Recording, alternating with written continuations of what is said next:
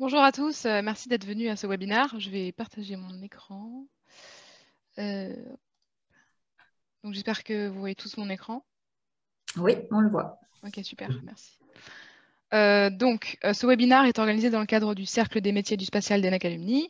Donc, en fait, Enacalumni possède plusieurs cercles métiers qui se focalisent sur des domaines d'expertise différents. Donc, nous avons démarré avec Nicolas le Cercle des métiers du spatial il y a maintenant un peu plus d'1 an, enfin presque 2 ans même.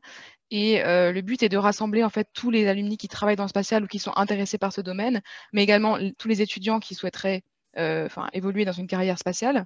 Et le but, c'est de voilà, organiser des événements comme des webinaires pour échanger sur nos métiers ou proposer des formations transverses pour rejoindre le secteur et voilà, servir, que les alumni servent de modèle aux étudiants qui veulent aller dans ce domaine et que les alumni aussi puissent échanger entre eux sur, voilà, sur les perspectives de carrière qui existent dans le spatial. Donc aujourd'hui, nous allons alors avoir un échange de un peu plus d'1 heure avec nos 4 intervenants, qui sont donc Cécilia Amselem, qui est ingénieure qualité image sur la constellation Pléiades Neo chez Airbus Defence and Space. Nous avons également Philippe Erard, si vous pouvez faire un petit... Voilà, c'est donc Cécilia. Philippe Erard, donc, qui est responsable de la stratégie d'évolution et de la coordination du programme Galileo à l'Agence spatiale européenne. Ensuite, nous avons Marie Devant, qui est ingénieure logicielle pour Capgemini. Et elle a également travaillé, il me semble, avec la constellation Pléiades Neo, donc ce qui était assez rigolo de voir dans les images, donc une belle coïncidence. Et enfin, Antoine Ressouche, donc, qui est CTO et cofondateur de USpace. Donc nous allons d'abord avoir un premier temps de présentation des intervenants, où chacun va exprimer son métier par des images, et la place aussi du spatial dans ce dernier. Et ensuite, nous allons aborder différentes questions sous forme de thématiques, donc d'abord en parlant des années ENAC, ensuite de leurs expériences professionnelles et à l'international. Donc le troisième point, faire un zoom sur une expérience mémorable particulière qu'ils souhaiteraient partager avec nous. Et enfin, donc, nous allons parler d'actualités spatiales diverses et nous laisserons un temps pour les questions. Mais bon, évidemment, comme on a dit, comme on est un plus petit groupe, n'hésitez pas à poser vos questions aussi au fil de l'eau aux intervenants. Donc, je vais laisser la parole à Nicolas pour cette partie. Merci Maëlys pour cette introduction. Donc on va commencer par la présentation de nos 4 intervenants et notamment on va vous demander de parler de votre profession et de la place du spatial dans votre vie via des images que vous nous avez envoyées auparavant. Donc voilà, on va commencer par Cécilia. Je te laisse la parole. Et merci. Mais bonjour à tous. Donc moi, je suis Cécilia Amselem. Je suis donc actuellement ingénieure en qualité image chez Airbus Defence and Space. Et donc pour rentrer dans le vif du sujet, initialement, j'avais choisi cette image satellite de Lisbonne, qui a été acquise par la constellation Pléiades Neo. Et donc si tu vas à l'image suivante, ça c'est celle juste avant. Ou alors juste... Ouais, exactement, merci. Ça, c'est ce qu'on aurait obtenu en zoomant sur ce port il y a 10 ou 20 ans. Donc là, on voit que c'est très difficile de dénombrer, par exemple, les bateaux qu'il y a sur cette photo. Et donc maintenant, si tu reviens à celle qui est mieux résolue, voilà. Ça, c'est ce qu'on obtient aujourd'hui avec 30 cm de résolution sur Pléiades Neo. Donc c'est quand même plus facile par exemple, de dénombrer les bateaux. Dans 10 ans, sur une image commerciale de ce type, on sera capable de compter les piétons. Ça évolue extrêmement vite. Et je parle là d'imagerie commerciale, côté résolution, en tout cas, c'est très distinct du militaire.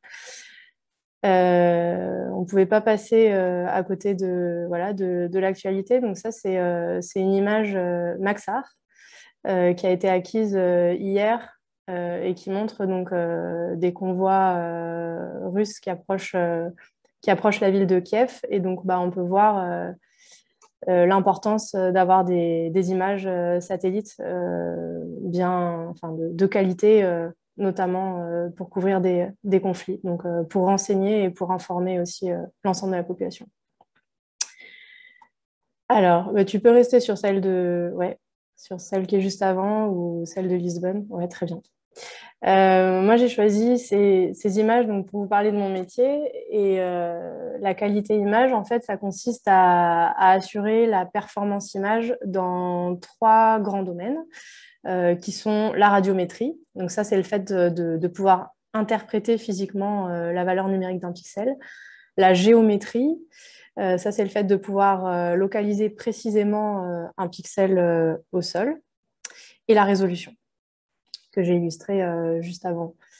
Et donc, en fait, la qualité d'une image, c'est tout simplement la capacité d'une image à répondre à des besoins utilisateurs. Et ces besoins, ils peuvent être très variables en fonction des applications. Et donc, on va attendre des choses très différentes d'une image qui est dédiée à de la cartographie, à de la météorologie, du suivi agricole ou encore du renseignement militaire. Alors, il y a deux choses que je trouve très intéressantes dans ce métier. C'est d'une part le fait que c'est un métier qui va couvrir toutes les phases d'un projet, donc des phases les plus amont. Dans le spatial, on parle de phase 0A jusqu'aux phases d'exploitation, les phases opérationnelles, les phases E. Et par ailleurs, c'est un métier qui est en interface avec beaucoup d'autres aussi. Donc, pour vous donner un exemple, en phase amont, très souvent, donc là je parle de système optique, hein, quand on doit définir l'altitude d'un satellite à taille d'instrument égale, ben, on va avoir tendance à vouloir descendre plus bas en altitude pour améliorer la résolution.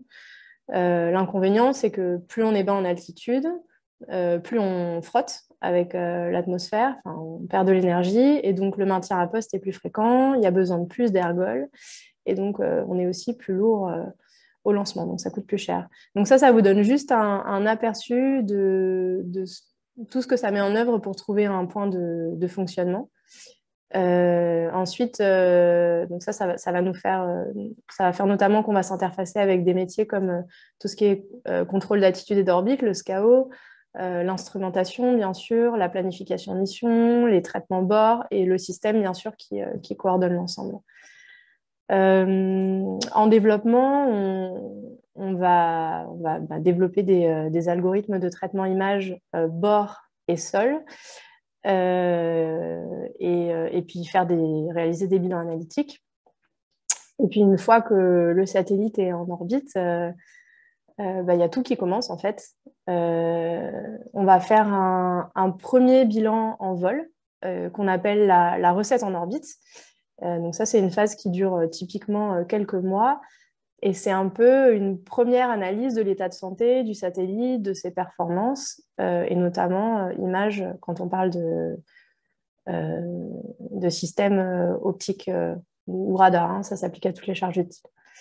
Et cette phase de recette en orbite, elle se poursuit par une phase de maintien en conditions opérationnelles, donc, qui est une phase plus de routine, et qui va durer toute la durée de vie du satellite. Donc, pour les systèmes dont je parlais à l'instant, Spot ou Pléiades, on parle de systèmes qui durent typiquement entre 7 et 15 ans de vie. Donc, c'est très important que cette phase elle soit bien structurée dès le départ. Et alors moi, je fais un zoom particulièrement sur cette phase aujourd'hui parce que c'est ce sur quoi je travaille. Je travaille sur le maintien en conditions opérationnelles de Pléiades Néo et prochainement sur la recette en vol des 2 suivants qui seront tirés cette année. Et donc, pendant cette phase, on va assurer la performance image dont je parlais tout à l'heure. Et au besoin, on va effectuer des ajustements à bord et au sol. Et donc, j'ai choisi l'image d'après pour illustrer cette phase. Alors, ce n'est pas un bug d'affichage. C'est ce qu'on pourrait appeler un dark. Alors là, j'ai juste fait un rectangle noir, mais en vrai, ça ressemble vraiment à ça. Et donc ça, c'est une image de nuit sur l'océan. Donc vous allez me dire, on ne voit rien. Non, on ne voit rien. Et en fait, ça permet de caractériser une partie du bruit de l'image et de le corriger. Et en fait, j'ai choisi cette image parce que c'est assez contre-intuitif. Moi, avant, quand on me parlait de qualité image, j'imaginais que j'allais voir passer plein de belles images. Et en fait, pas du tout. Quand on travaille en maintien en conditions opérationnelles, on acquiert des images sur des sites très spécifiques, dans des conditions particulières. On traite des anomalies. Et donc, du coup, on voit passer des images pas très belles. La dernière chose que je voulais vous montrer, c'est sur l'image d'après. J'avais rien après, je crois, je suis désolée. Tu avais une image supplémentaire ? Ouais, Ah, j'avais mis, je pensais que c'était celle du convoi. Non, non, non. Il y avait une image. Bah, c'est pas très grave. Tant pis. Il y avait une image de mon parcours sur ces 10 dernières années, parce qu'en fait, la qualité image, c'est un Ah, métier que mais j'ai rejoint. attends, peut-être que je. Si tu l'as, je pense que c'est intéressant, surtout pour des personnes qui sont pas encore Ah, si, pardon, c'est bon. dans le monde du Allez, travail. Ben, super, merci beaucoup. C'est un aperçu, voilà, ça, c'est pour moi de ces 10 dernières années. Et je vais vraiment pas rentrer dans le détail. Je suis passée par différents métiers, de la mécanique spatiale, donc c'est tout ce qui est trajectographie, à du support système à l'Agence spatiale européenne, de la planification de mission, de l'ingénierie système pendant 4 ans. Et tout récemment, avant de venir en image, j'ai fait de la mécanique en assemblage, intégration et test à l'instrumentation optique. Et en fait, ça, c'est surtout bah, voilà, pour les alumni qui s'apprêtent à rentrer dans le monde du travail. Moi, je me souviens qu'à l'époque, je me disais que le choix du premier métier, c'était super important, que ça allait conditionner toute la suite. Et oui, c'est important parce que c'est important de faire quelque chose qui nous plaît. Mais en même temps, on peut le voir là dans des gros groupes et je pense aussi dans des plus petites structures. On peut bouger régulièrement si c'est ce qu'on souhaite. Donc voilà, il y a des belles choses qui vous attendent. Très bien, bah, merci beaucoup Cécilia pour cette présentation de ton métier en images. C'était super intéressant. Avant de passer à une partie un peu plus détaillée, on va passer à l'intervenant suivant, Antoine. Bonjour à tous. Donc moi, c'est Antoine Rousseau. Je suis un des 3 cofondateurs de la société YouSpace et je suis le directeur technique de l'entreprise. Donc j'ai choisi, disons, plusieurs images qui retracent un petit peu mon parcours, qui sont des images assez importantes pour moi. Donc j'ai débuté en fait directement en sortie d'école comme ingénieur système sur une mission sur un nanosatellite d'astronomie qui s'appelle ISAT. J'ai commencé sur ce projet-là en fait en césure. Donc l'image que vous voyez ici, c'était pendant ma césure et plus particulièrement à la toute fin de ma césure. Ce qu'il faut savoir, c'est qu'à l'époque, en 2012, on pouvait encore faire une année de césure complète sur un sujet donné. Donc là, j'avais décidé de postuler au CNES et de tenter ma chance sur un stage en ingénierie système, donc sur un nanosat. Et en fait, j'ai continué tout le début de ma carrière sur ce projet-là, j'y reviendrai. Pour rebondir un petit peu sur ce que disait Cécilia, dans les phases de vie d'un projet spatial, il y a différentes phases, la phase 0, la phase A, jusqu'à la phase d'exploitation en orbite. Et donc moi, j'ai démarré au tout début. Et donc, ce que cette image retranscrit, c'est le design satellite quand on est au tout début d'un projet. En général, c'est assez facile, hein, on est avec des boîtes qu'on essaye d'aménager les unes avec les autres, de remplir un certain nombre de fonctions, et puis ça s'arrête là. Et au fur et à mesure de l'avancement du développement, on va aller préciser en fait tous ces éléments-là jusqu'à arriver directement jusqu'au satellite un petit peu final. Voilà, tu peux passer à la planche suivante. Et donc, sur ma carrière, voilà. Donc en fait, j'ai commencé ce projet-là en 2012, donc pendant mon année de césure. Donc j'ai fait 1 an sur ce projet-là. Ensuite, j'ai fait ma 3e année à l'ENAC.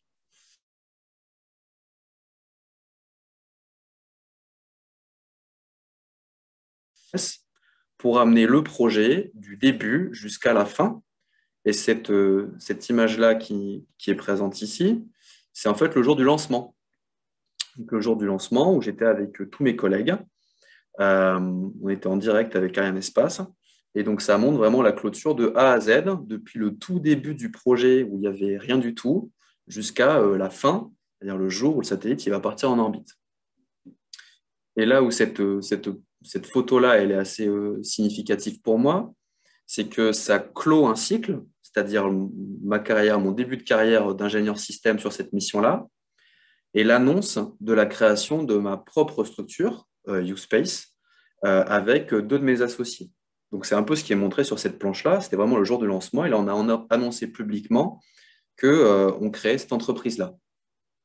En fait, le jour du lancement, d'ISAT, on avait déjà remporté un appel d'offres pour le compte du CNES. Donc là, j'étais plus sous-traitant du CNES, j'étais client, enfin, mon client, c'était le CNES, pour faire une autre mission qui s'appelle NES et qui est un petit satellite de démonstration d'une plateforme miniaturisée. Ce qu'il faut imaginer, c'est que nous, on fait un satellite qui est gros, qui fait 10 cm par 10 cm par 30. C'est gros comme une grosse boîte à chaussures. Et on retrouve dedans, en fait, toutes les fonctions qu'on retrouve sur des plus gros, sauf la partie plutôt propulsive. Et donc, si tu passes à la planche juste après, et à la photo juste après. Ah. En fait, j'avais gardé pour la partie souvenir. J'ai cru que tu voulais la mettre dedans. Ok. Est-ce que tu peux quand même la montrer? Parce que ça Je vais quand même permet... la montrer. Est-ce que je peux... Ouais, je vais la montrer. Tuc, tuc, tuc, tuc. Ça spoil un peu, mais... Ouais, c'est pas grave. Ça permet d'aller dans la suite du discours. Voilà. Parfait. Et donc, en fait, ça, pour rebondir, ça, c'est le satellite NES. C'est le modèle de vol. Donc, on a construit avec mes collègues, qui est là actuellement en salle blanche. Et là, en fait, j'explique la photo, enfin, j'explique le design sur la photo à quelqu'un qui est le président du CNES. Donc, je trouve que c'est une belle histoire, puisqu'au final, j'ai démarré au CNES comme stagiaire. C'est le CNES qui m'a formé pendant le début de ma carrière, jusqu'à ce que je crée ma propre structure avec mes associés, que le CNES devienne un client, et là, j'ai la possibilité de le montrer directement au nouveau patron du CNES. Et donc, je trouve l'histoire plutôt intéressante. Donc là, U-Space était en fait complètement en charge de toute l'ingénierie de ce satellite-là. On a vraiment répondu à un appel d'offres. Le CNES vous a fait confiance. C'est ce qui a permis de démarrer l'entreprise. Donc en fait, en quelques mois, on est passé d'une entreprise qui voulait se créer où on était zéro à on a eu un contrat, on a recruté une dizaine de personnes et on s'est lancé dans cette aventure-là. Actuellement, U-Space, c'est 22 personnes. Aujourd'hui, on est localisé au B612, donc juste entre en gros, le CNES, Airbus Defence and Space et l'ENAC, bien évidemment. Voilà, et donc on est dans une phase de croissance. On va recruter une quinzaine de personnes cette année. On commence à être reconnu dans le monde du New Space, avec des guillemets, sur le terrain français. Et ces petits satellites-là, en fait, sont un excellent moyen de toucher du spatial à une échelle que je vais qualifier d'humaine, puisque le projet a été fait voilà, en quelques années. C'est des équipes assez rapprochées, on est une dizaine de personnes. Et donc, ça permet vraiment de voir la totalité du système de manière assez concentrée. Et on a la capacité de s'intéresser en fait à tout un tas de choses. C'est peut-être pas ce qu'on trouve dans des entreprises un petit peu plus grosses, on va dire. Vous êtes plutôt spécialisé sur un petit morceau. Mais c'est là ce que ces petits satellites-là proposent. Et moi, c'est ce qui m'intéressait, c'est d'arriver à comprendre, en fait, c'est quoi le spatial, c'est quoi la mission, c'est quoi le satellite, c'est quoi les contraintes, comment est-ce que ça marche, et d'avoir une vue assez large et d'ensemble là-dessus. Voilà, ça clôt ma petite présentation. Merci beaucoup. Super intéressant aussi de voir ton parcours, surtout finalement sur ces 2 nanosets que tu as pu passer, comme tu dis, de l'étape de stagiaire à chef d'entreprise qui montre ça au président du CNES. C'est assez incroyable.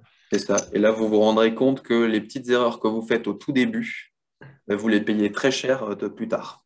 Voilà. Très bien. Je vais laisser la parole à Marie maintenant. Yes. Donc, du coup, moi, je m'appelle Marie Devant et je travaille pour Capgemini actuellement depuis 3 ans, depuis ma sortie d'école. Et moi, j'ai atterri dans le spatial un peu par hasard parce que à la base, j'étais plutôt formée à faire globalement de l'informatique, un peu spécialisée dans les systèmes du transport aérien pour les contrôleurs. Et en fait, on m'a proposé à l'entrée à Capgemini de bosser sur un projet spatial qui s'appelait V2020, Pléiades Neo. Et du coup, évidemment, j'ai dit oui. Donc du coup, voilà, globalement, ce que je fais de ma journée, c'est je participe au développement d'un segment sol pour une mission de satellite d'observation de la Terre. Donc c'est des très jolis mots. Et le développement, on voit tous à peu près ce que ça regroupe, quoi. Je fais pas que cracher du code non plus. En tant qu'ingénieur, on a aussi pas mal de boulot de conception qui est un peu plus intéressant, quoi. La partie satellite d'observation de la Terre, moi, je suis partie du principe que, moi, je suis pas fanatique de spatial, donc j'ai préféré expliquer les bases. Donc, peut-être que ce sera de la redite pour beaucoup, mais je pars de mon niveau. Et donc, les satellites d'observation de la Terre, c'est un satellite qui tourne autour de la Terre et qui prend des photos, globalement. Et donc, ma constellation à moi, elle s'appelle Pléiade Néo. Visiblement, Cécilia, elle a travaillé dessus aussi. Donc, c'est cool de rencontrer des gens qu'on ne croise jamais. Et en fait, on se rend compte qu'on est beaucoup à bosser sur des gros projets comme ça.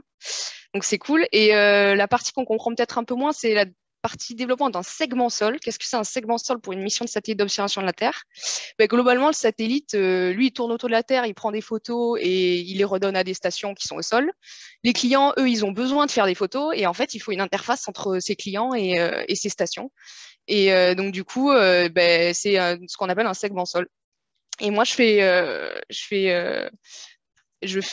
le développement d'un outil qui va permettre en gros de récupérer toutes les demandes des clients, de les optimiser pour faire un plan assez sympa, assez efficace pour le satellite, pour qu'ils prennent le plus de photos possible, parce que c'est ça le but aussi des satellites à but commercial, qu'ils prennent le plus de photos possible. Et donc du coup, après, on en fait un joli plan qu'on envoie au satellite, et le satellite, il exécute nos ordres. Et donc c'est comme ça qu'on récupère des demandes. Et donc après, une fois qu'on les a récupérées, ben, on les redonne au client, qui est content ou pas. Mais normalement, si la météo est bonne, c'est plutôt sympa. Et donc, du coup, sur la prochaine slide, moi, je vous avais mis, j'ai choisi une autre image de Pléiade Néo qui était un peu plus stylée. C'est une des premières qu'on a reçues aussi. C'est à Dubaï. C'est une jolie grande roue avec l'ombre qu'on voit au sol. Donc voilà, c'est ça que je fais de ma vie aujourd'hui. Et je travaille aussi au B612. C'est fou, on est peut-être à la porte d'à côté. J'y suis actuellement d'ailleurs, et donc du coup, moi, à la base, comme je vous ai dit, c'était pas non plus mon but ultime d'arriver dans l'espace, dans le spatial. Et en fait, en saisissant des opportunités, en fait, on se rend compte que si on est curieux d'un peu tout, on peut s'en sortir un peu partout aussi. Donc du coup, voilà, moi, je travaille aujourd'hui dans le spatial, j'en suis très heureuse, et voilà, et je continue d'apprendre tous les jours, du coup, ici.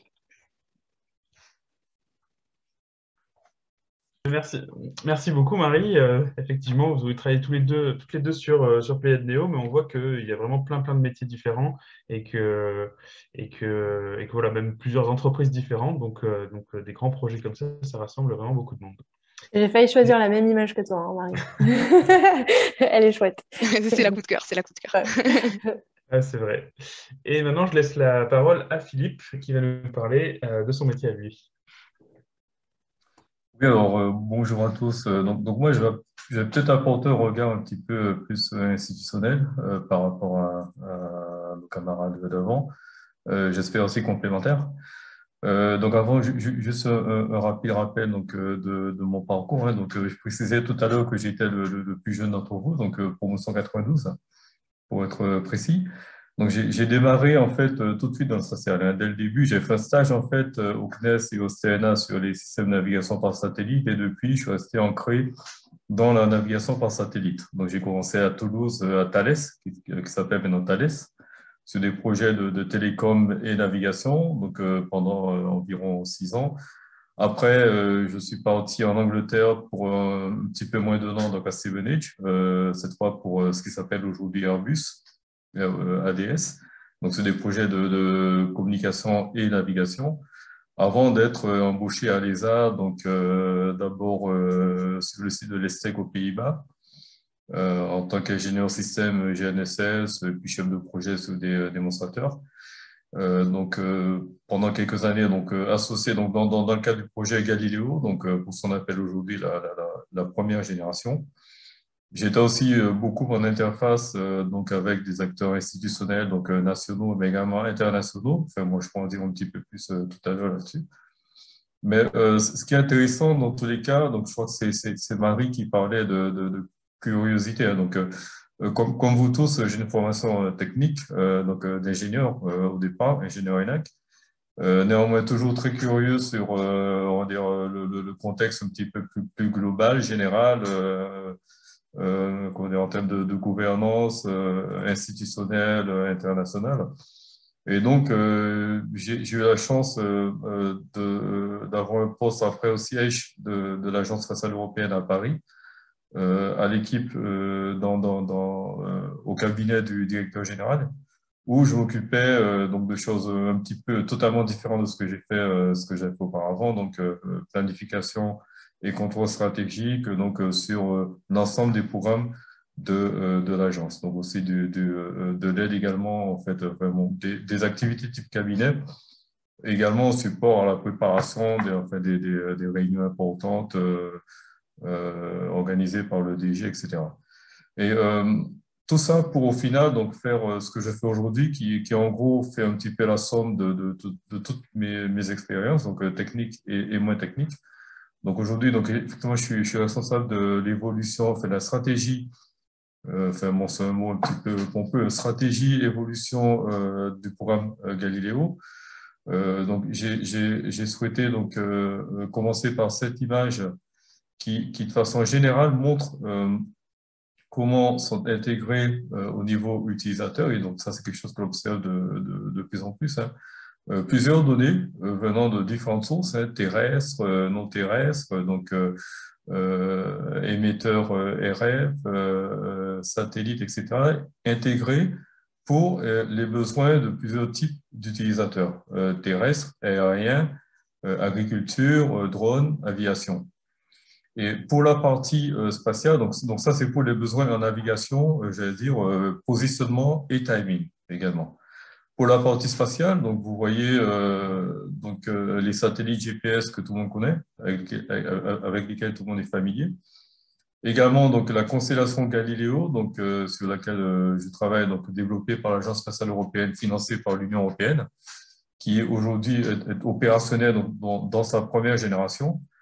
Et aussi des systèmes moins connus, enfin, bon, en tout cas pour les gens qui ne sont pas dans le domaine, donc la constellation Beidou, qui est l'équivalence du GPS chinois, la constellation Quasi-Zénith, donc ça c'est le système japonais, et une omission ici, bon, c'était pas volontaire, le système GLONASS russe également, qui est le pendant du GPS. Donc pour la partie spatiale, ce sont tous les systèmes qui sont opérationnels aujourd'hui, dont la première génération, donc Galileo, donc développée par l'ESA, par des équipes dont je suis parti, et je dois ajouter donc avec également l'appui, le soutien de nombreux industriels, dont Thales et Airbus, où travaillent nos camarades aujourd'hui. Donc, pour parler plus précisément de mon activité, je propose de passer donc à la page d'après. Donc, comme je soulignais, donc on a la première génération de Galileo qui est aujourd'hui opérationnelle.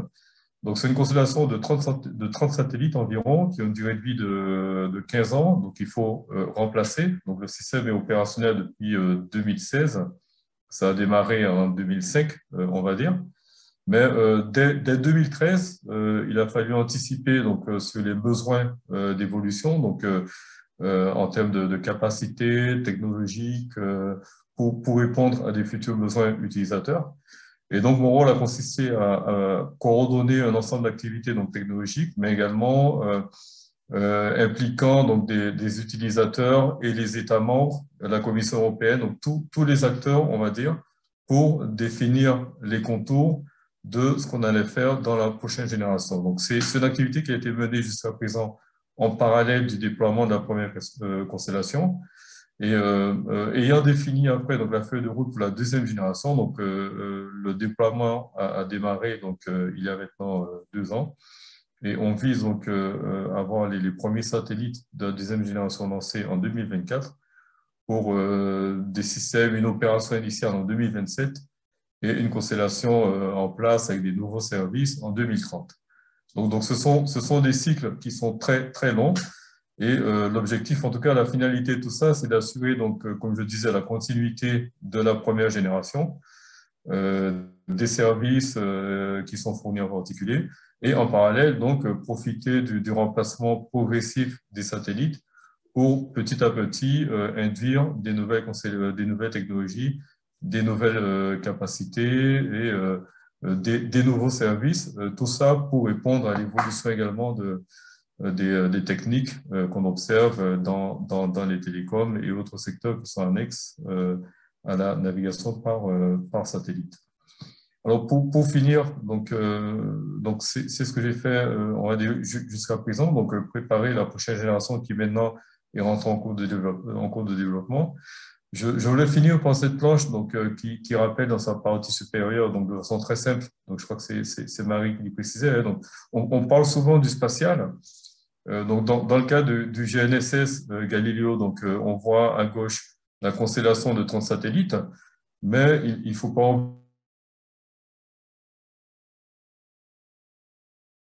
souvent, en tout cas dans notre cas, sur des composantes du sol extrêmement importantes et qui, dans le cas de Galileo, donc sans entrer dans le détail, sont réparties dans le monde entier. Donc soit pour du monitoring, soit pour du contrôle, soit pour transmettre également des données de mission, donc des données utiles qui sont transmises par les satellites et qui aident au positionnement au niveau des récepteurs.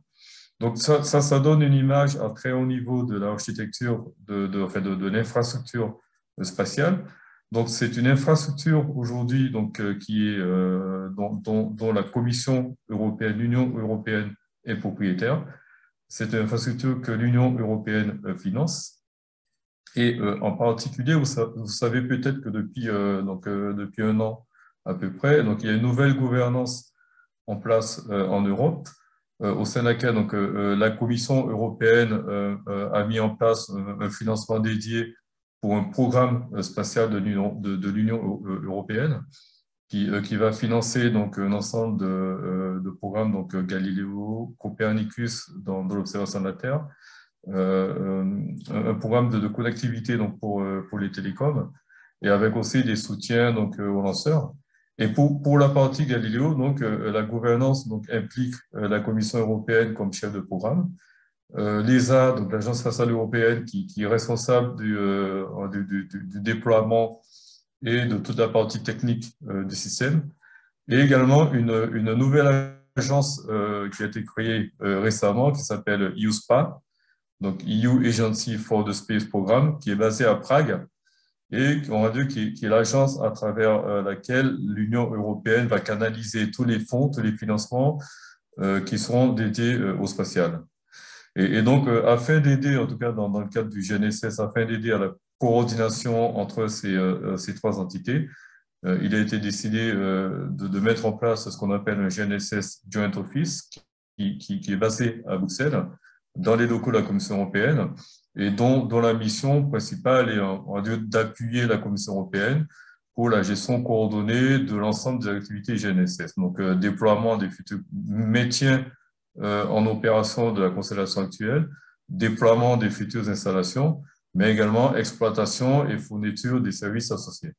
Et donc, moi, en fait, je rejoins cette équipe donc à Bruxelles, donc c'est une étape tout à fait récente, pour, on va dire, boucler la boucle et mettre à profit, on va dire, l'ensemble des compétences que j'ai pu développer jusqu'à présent. Voilà ce que je peux dire en introduction. Merci beaucoup, Philippe, pour cette présentation de tes activités sur le GNSS européen. Du coup, avant de revenir un petit peu sur votre parcours professionnel, on voulait refaire un zoom avec Maëlys sur vos années à l'ENAC et vous poser quelques questions sur vos années étudiantes. Oui, tout à fait. Donc, oui, on reviendra bien sûr juste après sur vos parcours professionnels qui étaient d'ailleurs très intéressants. Merci pour les présentations. Et je note quand même que l'oubli de GLONASS avec l'actualité, c'était une grosse coïncidence. Mais voilà, c'était rigolo. Donc, pour vos années ENAC, donc on a une première question à vous tous. Donc, je vais peut-être d'abord laisser la parole dans l'ordre, donc d'abord à Cécilia, comme on a commencé par elle tout à l'heure. Donc, sur quels étaient vos choix de majeur, mineur ou parcours à l'ENAC, et pensez-vous que ce parcours a été déterminant pour la profession que vous exercez aujourd'hui? Moi, à l'époque, il n'y avait pas de notion de majeur-mineur. Je pense que ça, c'est récent. Oui, Moi, tout à fait. Ouais. À l'époque, c'était divisé en 3 filières qui étaient T, S et L. Et donc, moi, j'ai choisi la filière L et c'était la filière électronique, télécommunications. Et il y avait un peu de spatial parce que justement, on avait des cours de GNSS. Et c'est la filière SAT actuelle. Oui, en fait, ouais. D'accord. On a fait nos recherches, du coup, il semblerait que parcours L, c'est majeur SAT aujourd'hui, donc ce qui est télécommunications. S, donc c'est SICA, tout ce qui est software, informatique, etc., système embarqué. Et Ops, donc c'est le parcours T de l'époque. C'est ça. Donc il y a aussi, nous, on a un nouveau parcours aujourd'hui, c'est AVI, donc c'est tout ce qui est système avionique, et donc qui n'existait pas, qu'on retrouvait peut-être en mélangeant différents parcours avant, mais qui n'existait pas en tant que tel. De ce que j'ai compris, côté SAT, c'est pas mal parce que je crois que votre formation, elle a quand même été enrichie en cours en lien avec le spatial par rapport à ce que j'ai connu. Je crois que maintenant, il y a une mineure justement en orbitographie. Oui, c'est ça, ouais. Et à l'époque, voilà, moi, il y avait très peu de cours dans le spatial. Et par contre, ça m'a quand même donné des bases solides, notamment tout ce qui est proba, traitement du signal, programmation, tout ça. Enfin, c'est des choses qui m'ont servi par la suite parce que j'ai fait beaucoup de techniques et enfin, j'en fais toujours. Et ça reste quand même pas mal maths, orienté maths, physique et info à certaines étapes de mon parcours. Mais peut-être que j'y reviendrai après si vous parlez des échanges Erasmus. Je pense que ça a été encore plus ça qui m'a permis de me spécialiser dans le spatial, parce que moi, je voulais vraiment faire du spatial à la base. Oui. Mais on y reviendra peut-être après. Oui, on va en parler dans l'international juste après, ouais, des Erasmus. Okay. Merci Cécilia. Et voilà, maintenant Antoine, si tu veux répondre à la question. Alors, moi, j'ai fait exactement le même parcours que Cécilia. Donc, j'ai fait électronique. J'ai pas fait d'année à l'étranger. J'ai fait ma dernière année à l'ENAC. Et là, je crois qu'il fallait choisir une espèce d'option. J'avais dû prendre communication numérique ou quelque chose comme ça. D'accord. Et est-ce que tu penses que du coup, ça a été déterminant par rapport à ce que tu fais aujourd'hui ou c'est... Pas du tout. Pas du tout. Mais pas du tout. Au moins, c'est... Oui, j'ai... Comment dire... J'avais pas trop d'envie très précise quand j'étais à l'ENAC en termes de début de carrière. Et j'ai un peu postulé dans le spatial parce que ouais, ça a l'air cool et puis il y a une opportunité pour faire ce stage-là. Ce que je retiens de mes 2 années à l'ENAC, c'est qu'on avait plein de cours assez théoriques. C'était assez difficile de savoir vraiment ce que serait le métier d'ingénieur, mais réellement, je veux dire, au quotidien. Et on fait plein de trucs, hein, on fait des maths, de la physique, des calculs et tout, c'est bien, mais je pense qu'après, quand on rentre vraiment dans le monde du travail, on se rend compte de ce que ça veut dire, que le travail en équipe, que la capacité de synthèse, que les soft skills. Et ça, c'est des choses qu'on a ou qu'on a un peu moins, mais qui sont extrêmement importantes et en fait qui font la différence dans le métier. Ouais. Voilà, je n'étais pas du tout prédéterminé à faire du spatial, mais absolument pas. D'accord. Après, ouais, je pense que ce que tu dis, c'est en effet peut-être un défaut qu'on peut reprocher, donner à toutes les écoles d'ingénieurs en général, à moins de faire une formation par apprentissage. C'est vrai que on acquiert les soft skills finalement qu'en faisant des stages, etc. Mais dans la formation de base de l'école, on n'a pas, malheureusement, pas souvent l'occasion de. Et les opportunités qu'il peut y avoir, je pense, c'est après la mise en place de stages. Donc moi, j'ai eu la chance de faire la césure et puis le stage de fin d'études. Et c'est là où, dans un vrai contexte professionnel, en fait, on se découvre un certain nombre de compétences humaines. Et ça fait du bien aussi de savoir qu'on a ces compétences-là et pas simplement qu'on sait bien faire un calcul ou répondre à un problème bien posé. Oui, absolument. Marie, du coup, si tu veux... Ouais. Moi, du coup, j'ai fait majeur CITA et mineur AVI et pire, c'était projet d'initiation à la recherche. Donc, pendant 6 mois, on était dans les laboratoires de l'ENAC à bosser sur un sujet qu'on avait décidé au préalable avec eux. Et donc, c'était surtout pour, comme son nom l'indique, initiation à la recherche, c'était pour savoir si ça te plaît ou pas de bosser dans la recherche, quoi. Donc, ça m'a pas plu. Et donc, du coup, je ne suis pas partie là-dedans. Ouais, sinon, moi, c'était en fait dans tout mon projet de scolarité, mon but c'était de ne pas me spécialiser justement, de garder le plus d'ouverture possible. Et je trouve que l'informatique c'est vraiment le métier transverse où tu peux toucher à un peu tous les domaines avec ce biais-là, quoi. Donc du coup, moi j'ai atterri dans le spatial, mais j'aurais bien, autant pu atterrir dans les avions ou dans les voitures, quoi. Donc ouais, j'étais pas du tout prédestinée à ça. Ça m'a pas du tout bloqué dans ma recherche. Voilà. D'accord, parfait. Merci. Et Philippe? Ah, t'es en mute. Ah, c'est bon. Tout à fait. Oui, donc moi, c'était aussi ce qui s'appelait déjà L à l'époque, donc électronique, communication, traitement du signal. C'est une option qui me convenait assez bien parce qu'effectivement, j'avais déjà pour idée de travailler dans le spatial. Hein, donc, euh, à l'époque, en tout cas, je me rappelle qu'il y avait aussi, je crois que c'était en deuxième année, il y avait un petit module spatial, télécom spatial et systèmes spatiaux, je crois, qui est enseigné par un prof de super-héros. Et je pense que ça a renforcé mon souhait de travailler dans le spatial dès le début. Néanmoins, j'allais rajouter que au niveau des cours, en fait, je pense que ce qui m'a beaucoup aidé au début et même après, ce sont les soft skills, comme disait Antoine, que j'ai pu quand même développer à l'ENAC, mais à travers de nombreuses contributions, on va dire, dans des activités sportives. Là, je vois un dessin de sport, là, donc sportive, entreprise de l'école, association des élèves, en fait, tout un ensemble d'activités donc, permises par l'ENAC et pour lesquelles je garde un excellent souvenir et qui, sincèrement, m'ont beaucoup aidé par la suite dans mes évolutions, dans le travail que j'ai fait. Et évidemment, la technique reste fondamentale, mais disons que ce qui est frappant, c'est que on a un large panel de cours théoriques, de choses théoriques qu'on apprend, bon, qui sont intéressantes pour la plupart, mais c'est vraiment quand on commence à travailler dans la mise en application qu'on utilise au final un très très faible pourcentage de ce qu'on a appris, en tout cas au départ, mais qu'on développe après de façon assez importante pour après, pour les besoins d'une mission, d'un projet, d'un travail, d'une tâche, d'un objectif, souvent en commun. Voilà, donc, mais en tout cas, des souvenirs très bien, très bons que je garde de l'INAC, c'est vraiment toute la partie autour également. Étant à Toulouse en plus, voilà, donc je pense que c'est un cadre qui favorise quand même énormément le développement personnel, on va dire. Et j'en ai beaucoup bénéficié. C'est parfait que tu parles de ça justement parce que c'était notre prochaine question. Donc, merci pour la transition.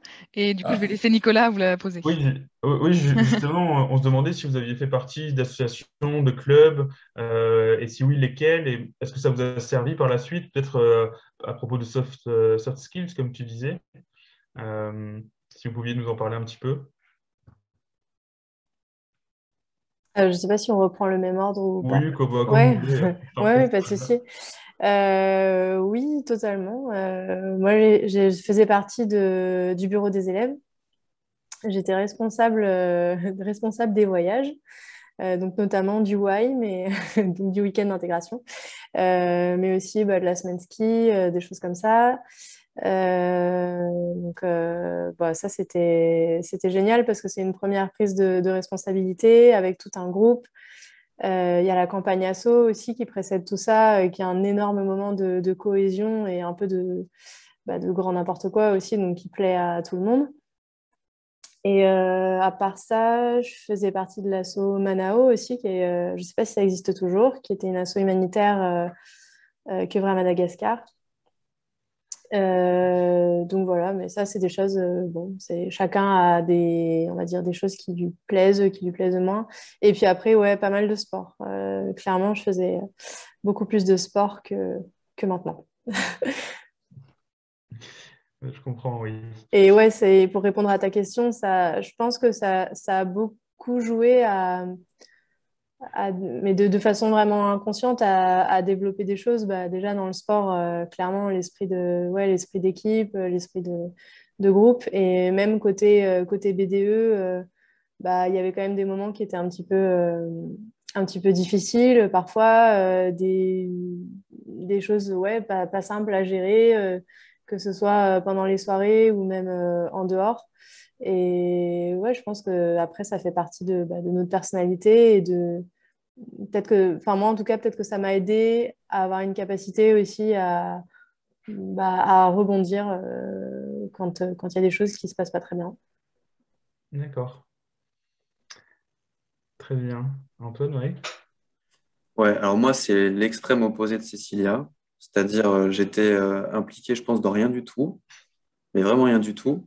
Et je pense que j'ai un peu débarqué à l'ENAC par hasard. J'ai passé mes concours, en fait. Choisi une école, une sélection d'écoles à faire. Et puis à ce moment-là, on se dit, bon, bah, c'est pas très important. J'avais le choix entre une école à Brest et une école à Toulouse. J'ai fait mon choix. Et Et je pense que pendant la scolarité, j'avais un petit peu de mal à comprendre à quoi tout ça, ça servait. C'est assez différent en fait de faire une classe prépa sur laquelle on est bon sur certaines choses. Et puis on fait des cours en école d'ingé, c'est pas tout à fait la prépa. Et puis le boulot, ça n'a rien à voir en plus avec l'école d'ingé. Donc moi, c'était plutôt extrêmement tranquille. J'ai fait beaucoup de World of Warcraft pendant ma scolarité à l'ENAC.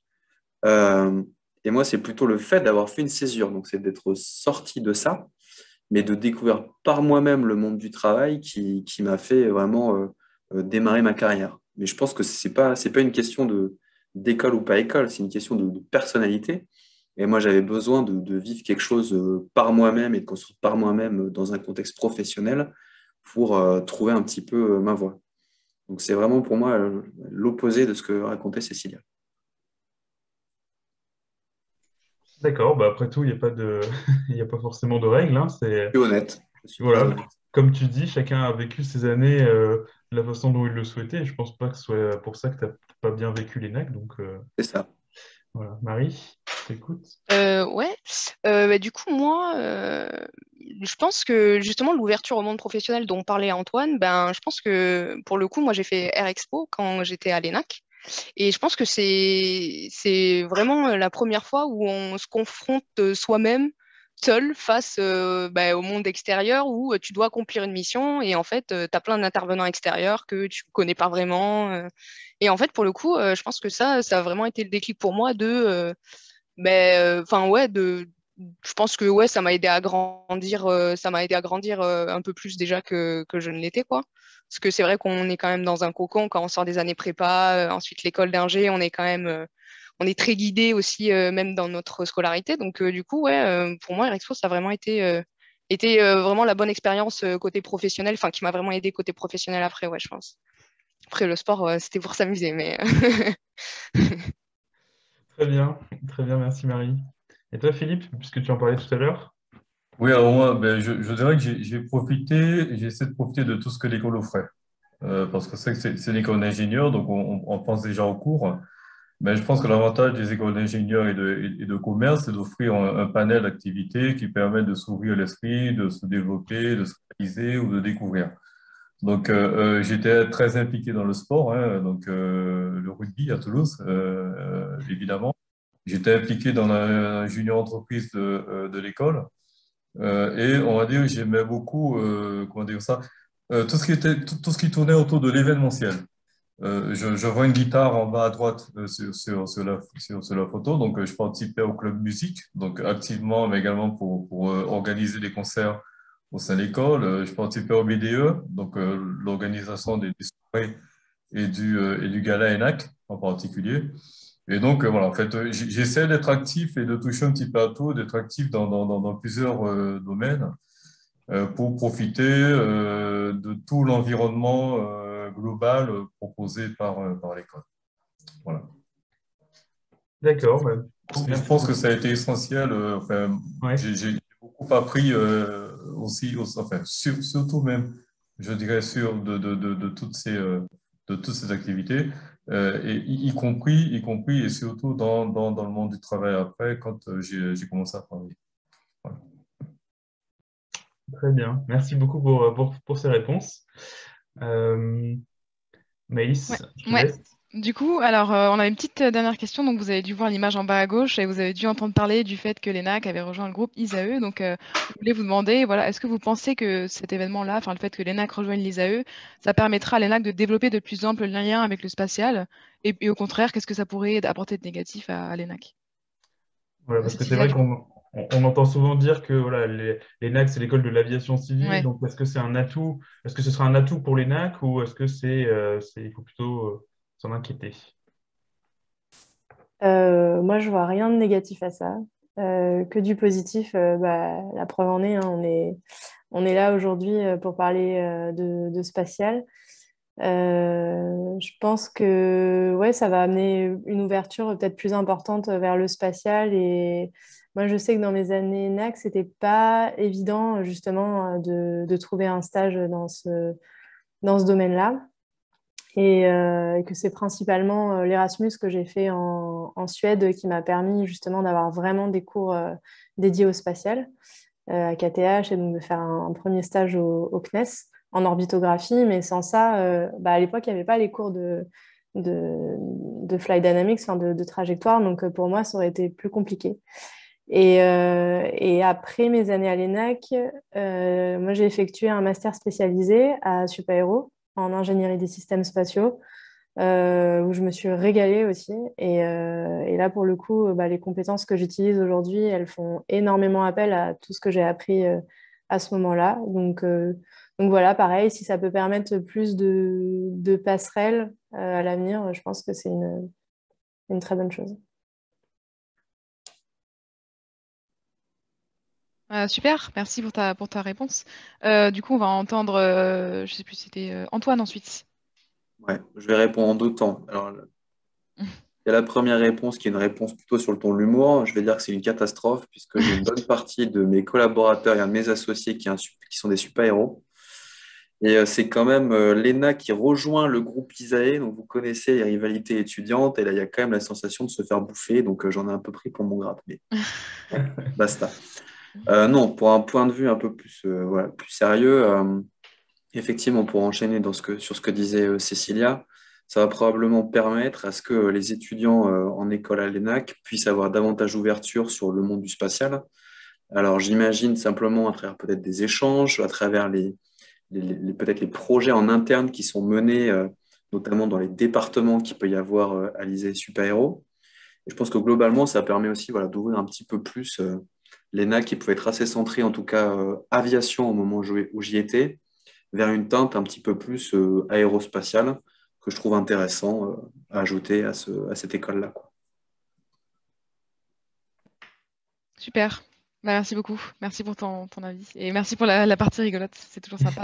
Parce que moi aussi, je suis d'accord. J'étais là, ah non, ils vont nous bouffer. Mais bon, Évidemment, c'est quand même, évidemment. on a tous eu cette première réaction.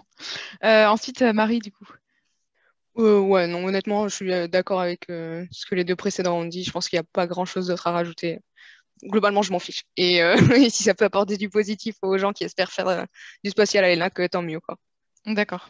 Merci beaucoup. Et Philippe, pour terminer. Écoute, c'est vrai que l'ENAC, aviation civile, donc c'est l'aviation, mais normalement, de toute façon, il y a d'emblée, je pense, beaucoup de synergie entre l'aéronautique et le spatial, hein, au départ, hein, donc au niveau des techniques, les équipements embarqués, mais également, il faut rappeler le transport aérien et client du spatial, hein, pour les communications, la météo, le contrôle aérien et la navigation, bien sûr. Donc, je pense que déjà, l'ENAC offrait une première passerelle pour le spatial. Après, pour ce qui est de l'appartenance à ISAE, donc je mentionnais qu'effectivement, quand j'étais à l'ENAC, donc à l'époque, il y avait un cours, juste un cours sur le spatial que j'avais beaucoup aimé. Alors, si ça peut permettre à des étudiants intéressés, attirés par le domaine, de s'ouvrir, d'avoir plus d'opportunités. Donc là, je pense vraiment aux jeunes, hein. Je pense que pour moi, c'est une excellente chose. Sachant c'est qu'on n'a pas pu en parler, mais il faut rappeler que le spatial, en fait, connaît un tournant assez important en ce moment. Antoine est là en particulier pour en témoigner, hein. C'est-à-dire qu'on voit donc pléthore d'activités, de services qui se créent dans le domaine, des nouveaux modèles qui se créent. On voit que les chiffres d'affaires sont en forte croissance partout dans le monde, en Europe, en France. Donc pour moi, ça offre un bassin d'emploi quand même assez conséquent pour les jeunes. Donc si l'appartenance à ISAE permet de faciliter un petit peu plus l'accès des étudiants ENAC à ce bassin d'emploi, je dis pourquoi pas. D'accord, super. Merci beaucoup, Philippe. Ouais, merci pour vos réponses sur ce sujet. C'est vrai que c'est l'actualité toute chaude. Et du coup, vous avez un petit peu parlé, vous avez commencé à parler de vos expériences à l'international. Donc, effectivement, dans la formation ingénieur ENAC, on est obligé d'aller passer quelques semaines à l'étranger. Et on aimerait bien que vous nous en parliez un petit peu de vos stages ou échanges Erasmus que vous avez fait pendant vos études. Je trouve ça marrant parce que tu dis on est obligé de passer Oui, quelques mois à l'étranger. incité. Donc moi, je suis INAC 09 et pour nous, il n'y avait que la moitié de la promo qui pouvait partir en Erasmus. Donc c'était un peu l'inverse, c'est qu'on voulait, Ah, tout le monde voulait partir et que c'était un peu compliqué à l'époque enfin, pour que tout le monde puisse le faire. Et donc moi j'ai fait un échange de 6 mois, donc dans le cadre de l'ENAC. Hein. J'ai fait un premier échange de 6 mois à KTH, qui est une université située à Stockholm, en Suède. Et là-bas, je me suis spécialisée dans le spatial. Donc, ce que j'ai vraiment adoré, c'est qu'on peut choisir des cours à la carte. Donc, on cible vraiment des cours dont on sait qu'ils vont nous intéresser. Donc, j'avais choisi des cours en tout ce qui est propulsion de lanceurs, environnement spatial. Donc, j'étais vraiment dans le domaine qui m'intéressait depuis longtemps. Et au-delà des cours, c'est une expérience que j'ai vraiment adoré parce que déjà ça nous sort de l'ENAC et un peu de la secte on va dire, hein, parce que pendant 2 ans on est quand même, enfin moi je sortais pas de l'ENAC, hein, j'étais tout le temps sur le campus, je connaissais pas Toulouse et du coup ouais ça m'a fait beaucoup de bien et voilà, c'est quelque chose que j'ai adoré.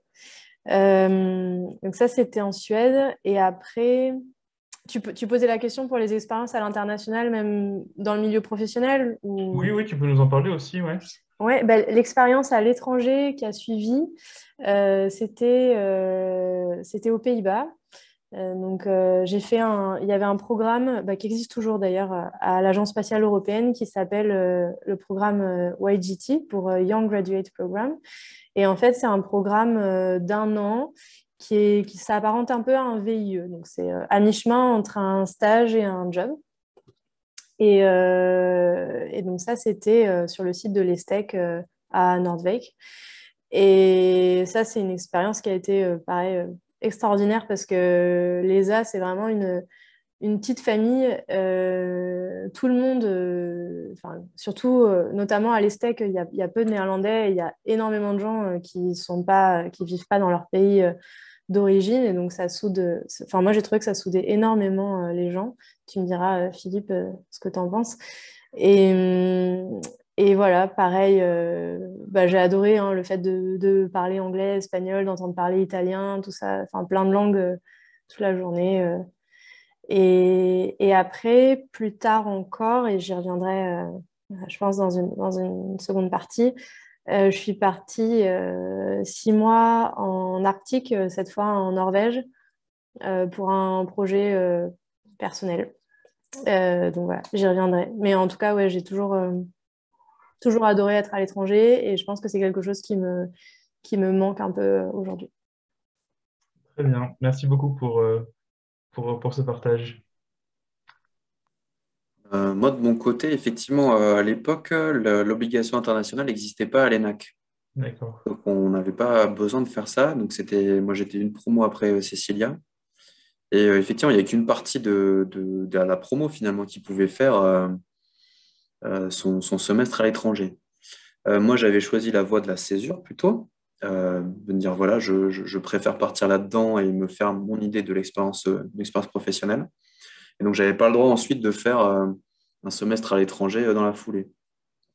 Donc, je n'ai pas eu d'expérience internationale, disons, longue durée, ce que je regrette parfois, hein, pour le côté humain d'une certaine façon, et puis pour la capacité à se débrouiller de manière assez fluide en anglais, puisqu'on vit quand même dans un milieu où la maîtrise de l'anglais, elle est importante.